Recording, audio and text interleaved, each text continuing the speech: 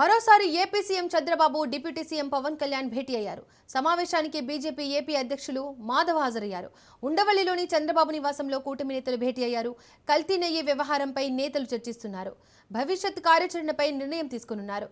3 పార్టీలు కలిసి ముందుకు వెళ్లాలని నిర్ణయించాయి.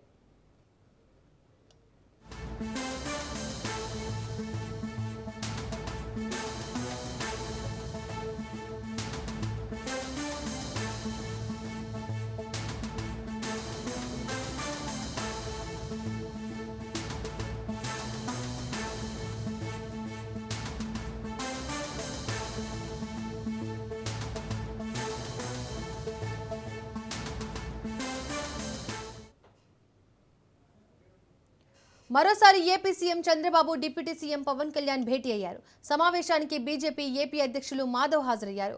ఉండవల్లిలోని చంద్రబాబు నివాసంలో కూటమి నేతలు భేటీ అయ్యారు. కల్తీ నెయ్యి వ్యవహారంపై నేతలు చర్చిస్తున్నారు. భవిష్యత్ కార్యాచరణపై నిర్ణయం తీసుకున్నారు. 3 పార్టీలు కలిసి ముందుకు వెళ్లాలని నిర్ణయించాయి. దీనికి సంబంధించి మరింత సమాచారాన్ని మా ప్రతినిధి సంతోష్ అందిస్తారు.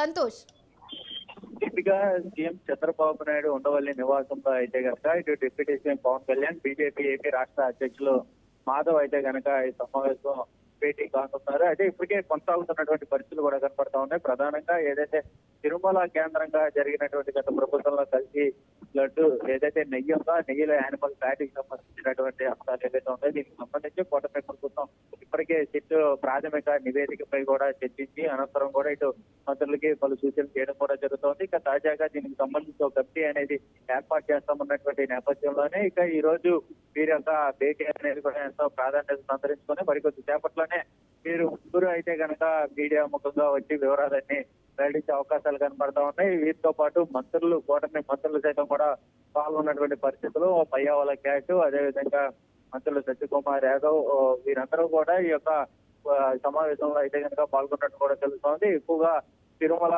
కల్తీ నెయ్యికి సంబంధించిన లడ్డూల నెయ్యికి సంబంధించినటువంటి అంశాలపై కూడా సుదీర్ఘంగా వచ్చినట్టు కూడా కొంత సమాచారం వస్తూ ఉంటాయి. అదేవిధంగా తెలంగాణలకు సంబంధించినటువంటి ఎన్నికలు ఏవైతే ఉంటాయో దానిలో భాగంగా కూడా ఇటు జనసేన బీజేపీ తోటి ఏ విధంగా ముందుకెళ్తుంది, అదేవిధంగా దానికి సంబంధించిన అంశాలపై కూడా ఇటు చర్చించినట్టు కూడా సమాచారం అయితే తెలుస్తూ ఉంది. మొత్తంగా చూసుకున్నట్లయితే కనుక తిరుమల చుట్టూ జరుగుతున్నటువంటి ఈ యొక్క వ్యవహారం ఈ కమిటీ ఏర్పాటు చేసి దీనికి సంబంధించి ఎవరైతే కల్తీ నెయ్యిలో దోషులు ఎవరైతే ఉంటారో దానికి సంబంధించినటువంటి వారందరిపై కూడా చర్యలు తీసుకునేందుకు కూడా ఇటు కూటమి ప్రభుత్వం భవిష్యత్ కార్యాచరణ అనేది కూడా ప్రకటించబోతున్నట్టు కూడా తెలుస్తూ ఉంది.